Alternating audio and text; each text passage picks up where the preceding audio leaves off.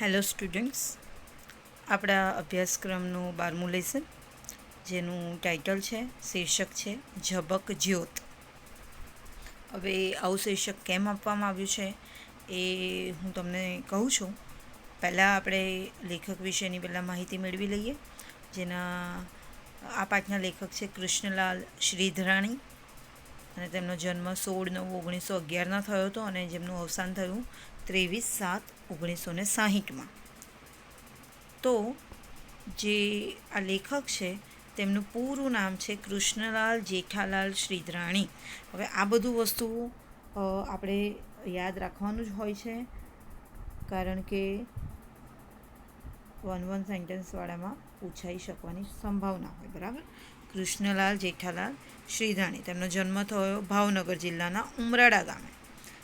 તેમણે દક્ષિણામૂર્તિ, ગુજરાત વિદ્યાપીઠ અને શાંતિ નિકેતન જેવી રાષ્ટ્રીય સંસ્થાઓમાં કેળવણી લીધી હતી. કોળિયા અને પુનરપી તેમના કાવ્ય સંગ્રહો છે. વડલો, મૂળના ઈંડા, પિયોગોરી તેમના જાણીતા નાટકો છે. તેમણે કેટલાક બાળ નાટકો પણ આપ્યા છે. ઇન્સાન મિટા દૂંગા સંગ્રહમાં તેમની 8 વાર્તાઓ છે. 8. પત્રકારત્વ ક્ષેત્રે તેમનું મહત્ત્વનું પ્રદાન રહ્યું છે. તેમને રણજીતરામ સુવર્ણચંદ્રક પણ પ્રાપ્ત થયો છે. તો આ એમની વાત થઈ. આગળ જોઈએ. ભારતના સ્વાતંત્ર્ય સંગ્રામ કાળની ઘટના વર્ણવતું આ એક એકાંકી છે. બરાબર. પાઠનો પ્રકાર આપ્યો છે અહીંયા એકાંકી. બરાબર. અને ક્યારની ઘટના છે આ? કે સ્વાતંત્ર્ય સંગ્રામ કાળ એટલે કે સમય. બરાબર. આ જે ઘટના છે તે જ્યારે આપણી સ્વતંત્રતાની ચળવળ ચાલતી હતી તે સમયની વાત આ પાઠમાં કરી છે. એ કાળે એટલે કે એ સમયે અનેક કુટુંબોમાં પુત્ર પિતા કે કુટુંબીઓ વચ્ચે આવો સંઘર્ષ થયો હતો. સંઘર્ષ થવો એટલે કે એક પ્રકારનો વિરોધાભાસ થવો, કે કોઈ કંઈક અલગ વિચારધારા ધરાવતું હોય ત્યારે પિતા પુત્ર હોઈ શકે, ભાઈ ભાઈ હોઈ શકે, ભાઈ બહેન હોઈ શકે. તો વિચારધારાઓ અલગ હોવી એટલે વિચારધારાઓનો પણ સંઘર્ષ હોઈ શકે. બરાબર. યુવાનો પોતાની આહુતિ આપીને પરિવારને સાચી વાત સમજાવે છે. આપણને ખબર છે કે એ સમયે જ્યારે સ્વાતંત્ર્ય સંગ્રામ ચાલી રહ્યો હતો તો દેશની આઝાદી માટે ઘણા બધા યુવાનોએ પોતાની આહુતિ આપી છે. આહુતિ આપવી એટલે કે પોતે મૃત્યુને આધીન થયા છે. તો એનું આ એકાંકીમાં ઉત્તમ રીતે આલેખન થયું છે. એની એક યુવાનની વાત આ એકાંકીમાં થયો છે. કોની વાત છે અહીંયા? તો પિતા અને પુત્રની વાત છે. પિતા અમલ દેરાસરી, આ નામ છે પિતાનું. બરાબર. પિતાનું નામ શું છે? અમલ દેરાસરી. એ કોણ છે? અંગ્રેજ સરકારના અધિકારી છે, ઓફિસર. આપણને ખબર છે કે આપણા દેશ ઉપર અંગ્રેજ લોકોએ ઘણા વર્ષો સુધી રાજ કર્યું, અને એ લોકોએ રાજ કર્યું એટલે બધી જગ્યાએ એમની ગવર્મેન્ટ હતી. તો જે થોડા ઘણા પણ આપણા દેશના ભણેલા નાગરિક હોય તે એ લોકો જોબ પર રાખતા હતા. અને આ જે છે અમલ દેરાસરી એ અંગ્રેજ સરકારના એક ઓફિસર છે, એમ અધિકારી છે. અને અંગ્રેજોનો ખિતાબ મેળવીને તે રાજી છે. એટલે અંગ્રેજો તરફથી જે કંઈ એમને મળે છે એમનાથી એમને ખુશી છે. એમને એવું નથી થતું કે અમારા દેશ ઉપર આ લોકો રાજ કરી રહ્યા છે તો મને એ લોકો પાસેથી કશું નથી મેળવવું. એમને એવું દુઃખ નથી હમણાં. એ ખૂબ રાજી છે એમ. પરંતુ પોતાનો પુત્ર દીપક સ્વાતંત્ર્યના રંગે રંગાયેલો છે. એમનો જે આજે અમલ દેરાસરી છે એમનો પુત્ર કોણ છે? આ દીપક. બરાબર. અમલ દેરાસરી જે છે એ પિતા છે અને આ પુત્ર છે. તે સ્વાતંત્ર્યના રંગે રંગાયેલો છે. એટલે એનામાં સ્વાતંત્રતાનું લોહી દોડી રહ્યું છે. કે એને એમ થાય છે કે હું કેવી રીતે મારા દેશને આઝાદી મળશે અને ક્યારે મારા દેશના દરેક બિલ્ડિંગ પર, દરેક જગ્યાએ મારા દેશનો તિરંગો લહેરાશે. એવું એને ખૂબ જ રંગ લાગ્યો છે દેશભક્તિનો. અગાશી પર રાષ્ટ્રધ્વજ ચડાવતા તે પડી જાય છે. તે અગાશી પર રાષ્ટ્રધ્વજ ચડાવવા જાય છે અને ત્યાંથી એ પડી જાય છે અને ઘાયલ થાય છે અને એને વાગે છે એમ. સારવાર કારગત નીવડતી નથી. સારવાર કારગત નીવડતી નથી એનો મિનિંગ એવો થાય કે જે એની સારવાર કરવામાં આવી છે તે એક સાચી સાબિત નથી થતી. એટલે સાચી સાબિત નથી થતી એટલે કે એને વર્થિટ નથી થતી અને એનું મૃત્યુ નીવડે છે. પરંતુ મૃત્યુ સુધી તેના ખુમારી અને દેશપ્રેમ અખંડ રહે છે. મૃત્યુ તો થાય છે પણ એને એ જ્યારે ઘાયલ થાય છે અને જ્યારે મૃત્યુ પામે છે એ વચ્ચેનો જે સમયગાળો છે ત્યાં સુધીનો સમયગાળો એ દેશપ્રેમ અને ખુમારીનો એ એનામાં એવો ને એવો રહે છે. એવું નથી કે ઘાયલ થયો તો એનો દેશપ્રેમ પણ ઓછો થઈ ગયો એમ. પુત્રના મૃત્યુથી દેરાસરીની આંખ ખુલે છે. શું કહે છે કે પુત્ર મરી જાય છે તો જે અમલ દેરાસરી છે એમને સાચી વસ્તુનું જ્ઞાન થાય છે, સાચી વાતનું જ્ઞાન થાય છે. બરાબર. આંખ ખુલી જવી એટલે કે સાચી વાત ખબર પડવી, સાચી વાતનું જ્ઞાન થવું. તેમનો દેશપ્રેમ જાગૃત થાય છે. હવે એમને પણ દેશપ્રેમ જાગે છે જાણે તેમનો નવો જન્મ થાય છે. અમલ દેરાસરીને નવો જન્મ મળ્યો હોય તેવી રીતે એમનામાં દેશપ્રેમ જાગેલો હોય છે. બરાબર. આગળ જોઈએ કે દીપક મૃત્યુ પામીને પણ દેશપ્રેમની જ્યોત પિતામાં જગાવતો જાય છે. સમજ પડી? એટલા માટે એનું નામ છે ઝબક જ્યોત, કે પોતાના મૃત્યુ પછી પણ પોતાના પિતામાં એ દેશપ્રેમની જ્યોત જગાવીને જાય છે. કોણ? દીપક. પિતા પુત્રના સંઘર્ષ અને દેશપ્રેમને ઉજાગર કરતું આ હૃદયસ્પર્શી એકાંકી છે. બરાબર. આપણે વાત કરી તેમ આ પાઠનો પ્રકાર એકાંકી છે અને પિતા અને પુત્રનો સંઘર્ષ છે. પુત્રને દેશનો પ્રેમ છે અને પિતા જે છે તે અંગ્રેજ સરકારના અધિકારી છે અને અંગ્રેજ સરકાર તરફથી જે કંઈ મળે છે એમાં ખુશ છે. તો એ બે વચ્ચેનો જે સંઘર્ષ છે તે સંઘર્ષને ઉજાગર કરતું આ એક એકાંકી છે એમ કહેવામાં આવ્યું છે. બરાબર. હવે આપણે પાઠ શરૂ કરીશું. અહીંયા સમયગાળો આપવામાં આવ્યો છે 17મી મે 1930. બરાબર. 1930. અંધારી રાતના 8. તમને અંધારી રાતના 8 એટલે કે રાતના 8 વાગ્યા છે. અંધારી રાત એટલે કે આમાં કેવું હોય છે કે હિન્દુ ધર્મમાં શુક્લ પક્ષ અને કૃષ્ણ પક્ષ આવું હોય છે. તો એમાં 15 દિવસ ડિવાઈડ કર્યા હોય છે, જેમાં પૂનમ સુધીના જે 15 દિવસ હોય છે એ સુદ પક્ષ હોય અને ત્યાર પછી વદ પક્ષ હોય. વદ પક્ષના દિવસોમાં કેવું કે રાત અંધારી થાય એટલા માટે કહે છે કે ખાસી અંધારી રાત હતી અને 8 જેવા વાગ્યા હશે. ગામદેવીના રસ્તા ઉપર આવેલા સર અમલ દેરાસરીના બંગલાના 3જા માળનું દીવાનખાનું. હવે શું કહે છે? ગામદેવી એ જગ્યાનું નામ છે. એના રસ્તા ઉપર આજે સર અમલ દેરાસરી જે છે તેમનો બંગલો છે. બરાબર. ઘર નાનું એવું ઘર નથી, મોટો બંગલો છે અને 3-4 માળનો મોટો બંગલો છે. એમાં હવે દીવાનખાનું તો આપણે પહેલાં જ 11મું કાવ્ય ભણી ગયા એટલે તમને ખ્યાલ જ હશે. દીવાનખાનું એટલે કે ડ્રોઈંગ રૂમ.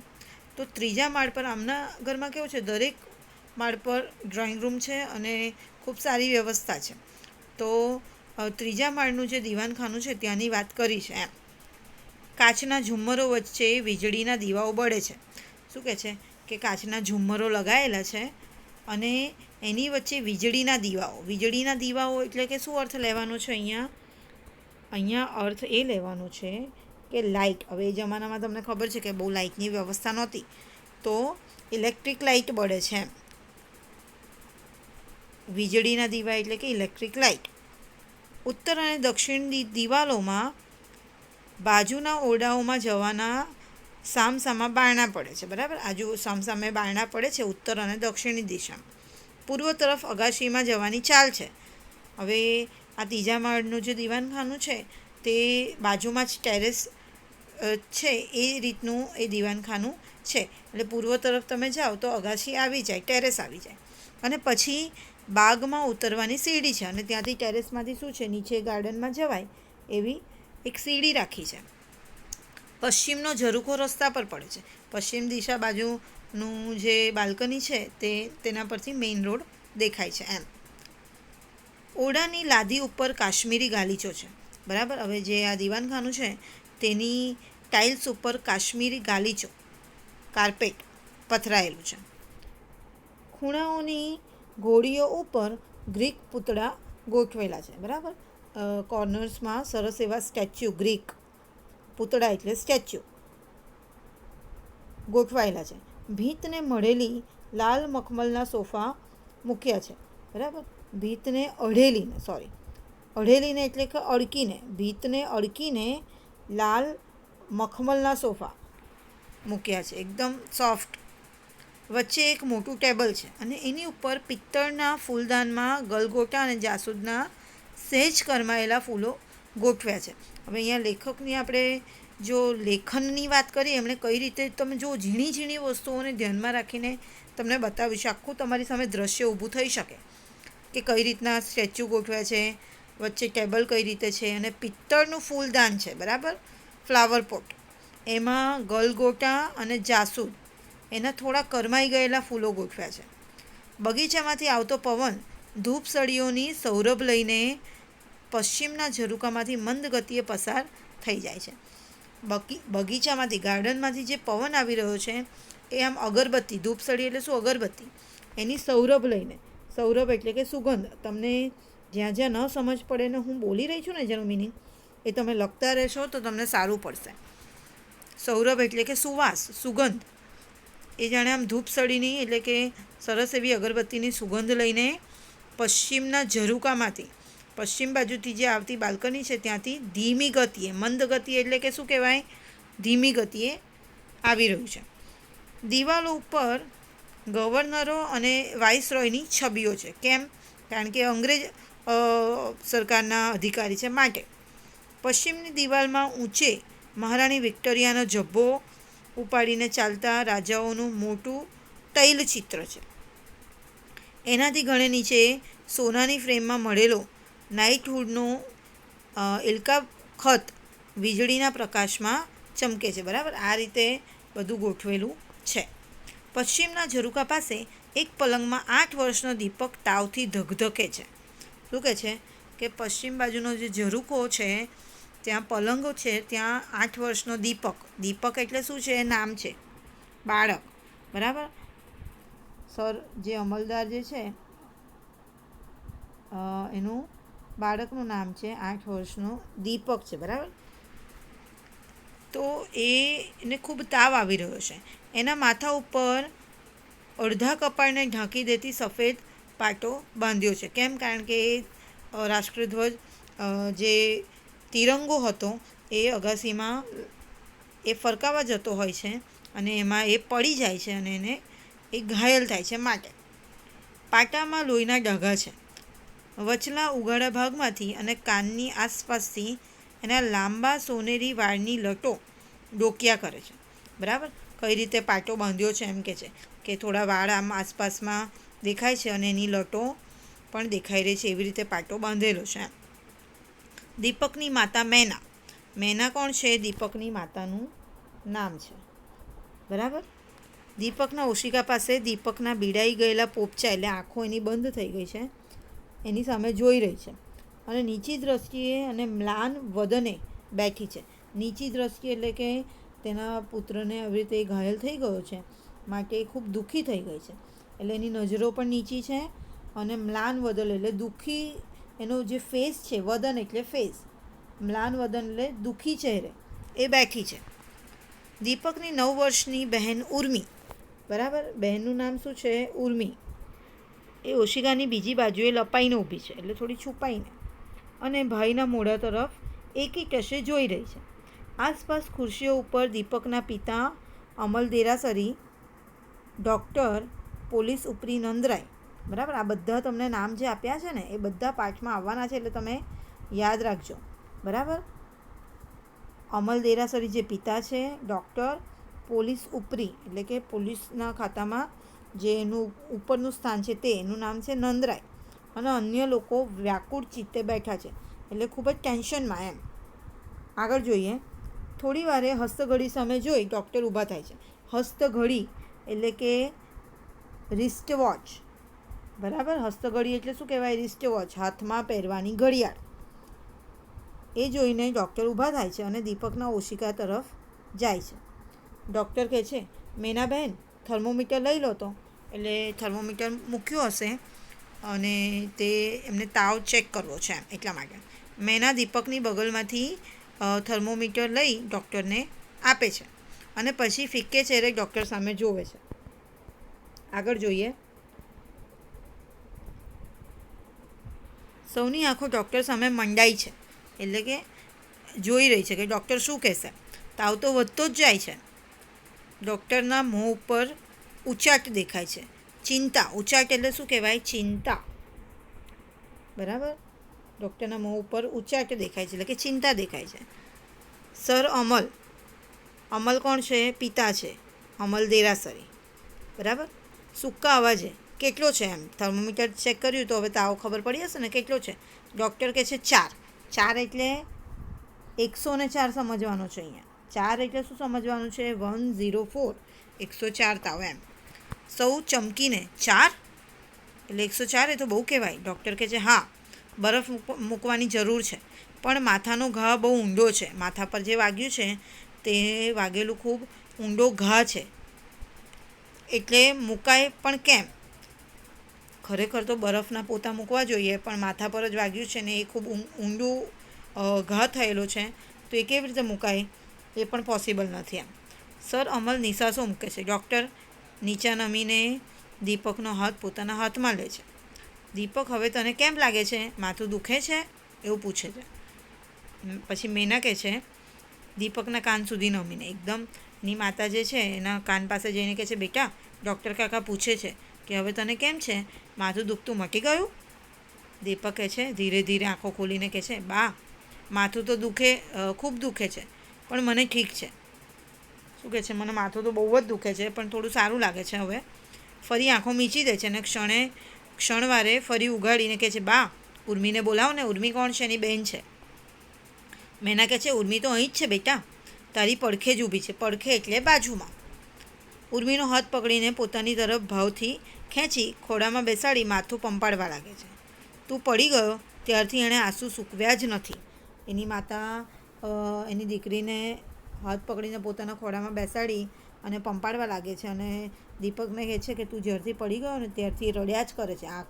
આંસુ સૂકવ્યા નથી એટલે કે ખૂબ જ રડ્યા કરે છે. ઉર્મી ફરીથી રડવા લાગે છે અને મેનાની છાતીમાં મોઢું ઢાંકી દે છે. બરાબર. માતાને એકદમ વળગી પડે છે. દીપક કહે છે ઉર્મી, રોવાનું નહીં હો. રાષ્ટ્રધ્વજ ચડાવવા હું અગાસીએ ચડ્યો, બાપુ દેખી જશે એ બીકે ઉતાવળ કરવા ગયો અને પડી ગયો. એમાં તારો વાંક નથી. શું કીધું ભાઈ? જો કેટલો ડાયો, કેટલો સમજદાર છે. 8 વર્ષનો છે તો પણ એ શું કહે છે કે હું ઉતાવળમાં રાષ્ટ્રધ્વજ ચડાવીને ઉતારવા ગયો, એટલે પોતે ઉતરવા ગયો ને. મને એમ થયું કે પપ્પા જોઈ જશે, બાપુ જોઈ જશે એટલે પપ્પા જોઈ જશે અને મને વળશે, એટલા માટે હું ફટાફટ રાષ્ટ્રધ્વજ ચડાવીને એમ થયું કે ફટાફટ નીચે ઉતરી જાઉં હું, અને એટલામાં હું ઉતાવળ કરવા ગયો અને એમાં પડી ગયો. એમાં તારો કંઈ જ વાંક નથી. સર અમલ કહે છે રાષ્ટ્રધ્વજને વિસરી ઘડી જંપી જા દીપક. શું કહે છે? રાષ્ટ્રધ્વજને ભૂલી જા અને થોડીવાર હવે આરામ કર. નંદરાય શું કહે છે? રાષ્ટ્રધ્વજે તો મોકાણ માંગી છે, હજારોના માથા ફૂટ્યા તોય લોકોનો ચળસ ખૂટતો નથી. નેતાઓ તો બધા જેલમાં બેસી બગાસા ખાય છે અને આવા હૈયા ફૂટાઓ હોમાય છે. શું કહે છે? કે આ જે નંદરાય જે છે તે પોલીસ ઉપરી છે. એ કહે છે કે આ રાષ્ટ્રધ્વજે તો મોકાણ માંગી છે, એટલે કે એણે તો બહુ આવી બધી વાતો એની રાષ્ટ્રધ્વજના લીધે તો લોકો ઘણા બધા ના માથા ફૂટ્યા છે, એટલે કે લોકો ઘણા ઘાયલ થયા છે અને લોકો કેટલા મૃત્યુ પામ્યા છે. તો એનો તો ખૂબ ત્રાસ વધી ગયો છે એમ. લોકો તોય સમજતા નથી અને કેટલાય જે નેતાઓ છે તે જેલમાં બેસી ગયા છે, પણ તો પણ લોકોને કંઈ સુધરવું નથી એમ. દીપક કહે છે આવી આ નંદરાયની મેન્ટાલિટી છે એમ. જે પોલીસ ઉપરી છે એની મેન્ટાલિટી આવી છે કે એને એવું છે કે રાષ્ટ્રધ્વજની પાછળ શું દોડવાનું એમ. એને હજુ ખબર નથી કે રાષ્ટ્રપ્રેમ કેટલો હોવો જોઈએ અને જેને હોય તેના સામે મૃત્યુ પણ કશું નથી એમ. પણ એ આવી રીતની ઊંધી વાતો કરે છે. દીપક કહે છે એવું ન બોલો નંદ કાકા, તમે બોલો છો ત્યારે મને એમ થાય છે કે જાણે મારા માથાનો પાટો છૂટી ગયો અને સવારની જેમ દળદળ લોહી દળવા માંડી. સહેજ ફરી અને કહે છે પણ બા, હું પડી ગયો ત્યારે રડ્યો નહોતો નહીં? મારાથી રડાય જ કેમ? હું તો રાષ્ટ્રધ્વજ ચડાવતા પડ્યો. તમે જુઓ કેટલો બધો એને રાષ્ટ્ર પ્રત્યે પ્રેમ છે દીપકને, આટલા નાના બાળકને. એ શું કહે છે, નંદરાય જે આવું બધું બોલે છે એને કહે છે કે તમે આવું બધું બોલશો ના. તમે આવું બધું બોલો છો ને પોતાના દેશના લોકો માટે અને રાષ્ટ્રધ્વજ માટે, ત્યારે જાણે મને એવું લાગે છે કે સવારે હું પડી ગયો ત્યારે કેવી રીતે મારા માથામાંથી લોહી વહેવા માંડ્યું હતું, તેવી રીતે મારા શરીરમાંથી લોહી વહેવા માંડે છે અને મારા માથાનો પાટો ખુલી ગયો છે અને શરીરમાં જાણે ઘણા બધા ઘા થઈ ગયા હોય, એટલે કે વાગી ગયું હોય એવું લાગે છે મને. પણ પછી એની માને ધીરે રહીને પૂછે છે કે મમ્મી, હું પડી ગયો ત્યારે રડ્યો નહોતો ને? મારાથી રડાય જ કેમ? હું તો રાષ્ટ્રધ્વજ ચડાવતા પડ્યો હતો. તો મારાથી રડાય જ ના, રડવું જ ના જોઈએ મારે. આગળ કહે છે સર અમલદાર, દીપક હવે રાષ્ટ્રધ્વજની વાત છોડે છે કે નહીં? તે પાપ કર્યું અને પ્રભુએ તને તેની સજા પણ કરી. તું કેમ કાંઈ સમજતો નથી? જો એના પિતા શું કહે છે કે તું હવે આ વાત છોડ, આ તને સજા કેમ મળી? કારણ કે તે પાપ કર્યું છે, એમ કહે છે. દીપક કહે છે રાષ્ટ્રધ્વજને હું કેમ ભૂલું બાપુ? આંખો બંધ કરું છું ત્યારે જાણે આખું આકાશ સફેદ, લીલા અને કેસરી પટ્ટામાં વહેંચાઈ જાય છે અને અંદર તાલાઓનો રેંટીઓ પૂરાય છે. આંખો ઉઘાડું છું તોય દિવાલે એ જ 3 રંગો. શું કહે છે કે મને તો આંખો બંધ કરું કે ખોલું, મને તો આ 3 જ રંગ દેખાય છે, સફેદ, લીલો અને કેસરી. અને તારાઓ જાણે કે રેંટિયામાં પૂરાઈ જાય છે. એટલે વચ્ચે જે રેંટિયો આપણે ખબર છે ને, મહાત્મા ગાંધી રેંટિયો ચલાવતા હતા, તો એ પણ મને દેખાઈ રહ્યો છે, એમ કહે છે. સર અમલ કહે છે કડકાઈથી, એટલે એને રોકે છે આવી બધી વાત કરતા. દીપક એમ કરીને. ડૉક્ટર કહે છે સાહેબ, આપ અત્યારે સંભાળી જાઓ. આપ ધારો છો તેથી કેસ વધારે ગંભીર છે. આપની વાતોથી દીપક વધારે ઉશ્કેરાશે. અત્યારે તો પ્રભુ ઉપર. ડૉક્ટર એમને રોકે છે કે હવે તમે એને બહુ રોકટોક ના કરશો. તમને લાગે છે ને એનાથી વધારે સિરિયસ છે દીપકનો કેસ, એટલે તમે હમણાં બહુ એને રોકટોક ના કરો, એનાથી એનામાં વધારે જુસ્સો આવશે અને ઉશ્કેરાશે.